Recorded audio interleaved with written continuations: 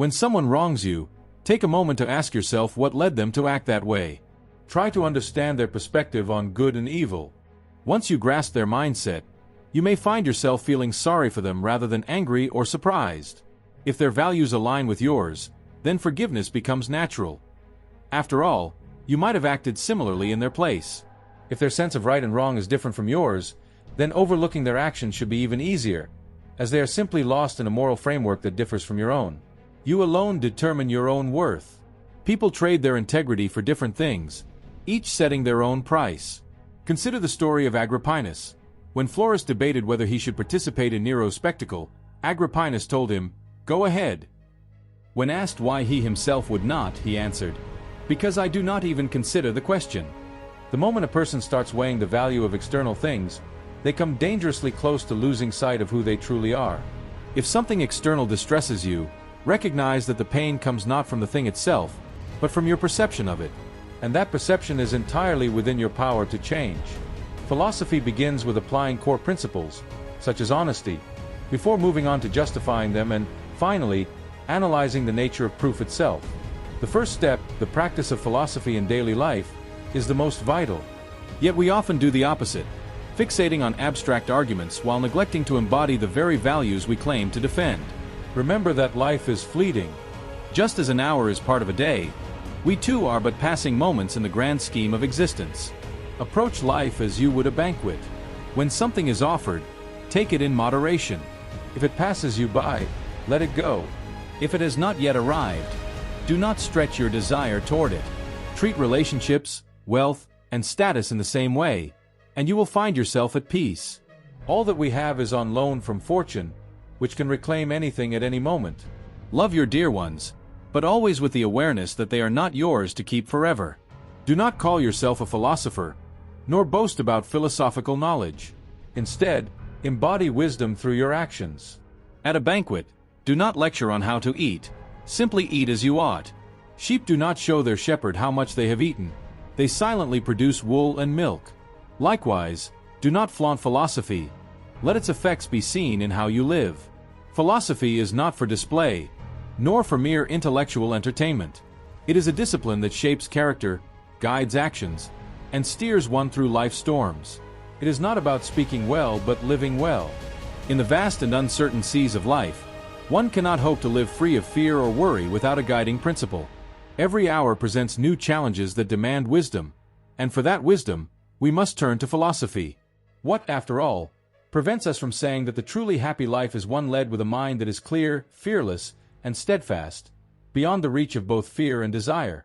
A mind that holds virtue as the only good, baseness as the only evil, and views all else as fleeting and inconsequential, incapable of adding to or diminishing true happiness.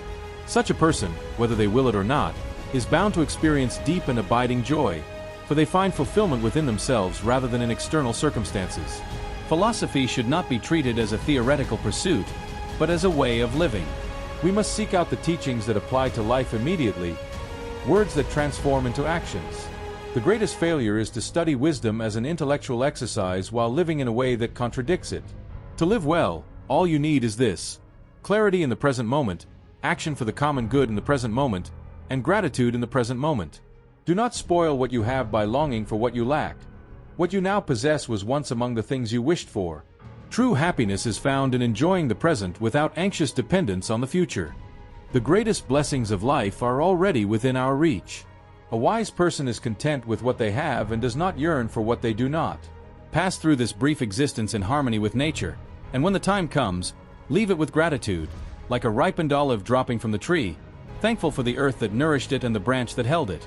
Wealth is not measured by possessions, but by the absence of wants.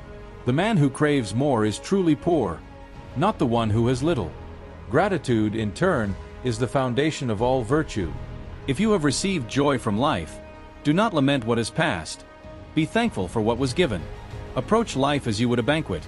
If something is offered, take it in moderation. If it passes by, let it go. If it has not yet come, do not reach for it before its time. Do this with regard to children, to love, to status, to wealth, and you will find peace. And if you can even go so far as to reject what is set before you, you will not only share in the feast of the gods but in their sovereignty. A wise person does not grieve over what they lack but rejoices in what they have.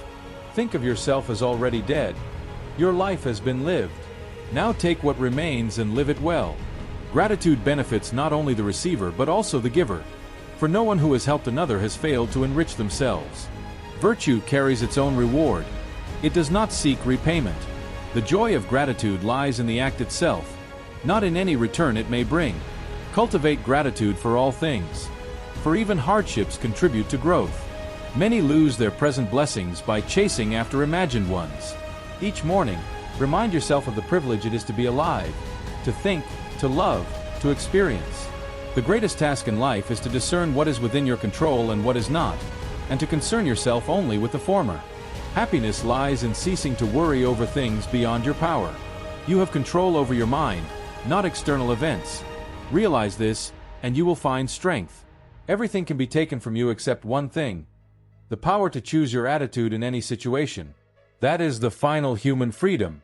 There is only one path to happiness: to stop wishing for what is beyond your control. Some things are ours to govern: our thoughts, desires, and choices. Other things are beyond us: our bodies, possessions, status, and how others perceive us. The key to peace is focusing only on what is ours to direct and leaving the rest to the unfolding of the universe. If you desire your loved ones to live forever, you are wishing for what is not yours to control. Instead, find joy in what you have, rather than longing for what you do not. No one has the power to obtain everything they wish for, but anyone can choose to want only what they have and to use it well. Your character is shaped by your choices. Each day, the thoughts you cultivate, the decisions you make, and the actions you take define who you become. There are two things one should never be angry about. 1. What can be changed? 2. What cannot be changed? Focus on what is within your power, and accept the rest as it unfolds. One of the few things entirely under our control is the goals we set for ourselves. A Stoic understands that when dealing with situations where control is only partial, such as winning a tennis match, it is crucial to set the right kind of goals. Rather than striving to win, which depends on factors beyond their influence, a Stoic aims to play their best. This shift from external to internal goals ensures that their sense of success is not tied to uncertain outcomes. If they lose the match, they have not failed, as their true objective was to give their best effort. Their peace remains undisturbed. The same principle applies to relationships. A Stoic does not obsess over whether their spouse loves them or whether their boss appreciates them, outcomes they can influence but not control. Instead, their goal is to be a loving partner and a dedicated worker. By setting internal goals rather than seeking external validation, a Stoic maintains tranquility. This mindset allows them to move through life with resilience, focusing on what truly lies within their power.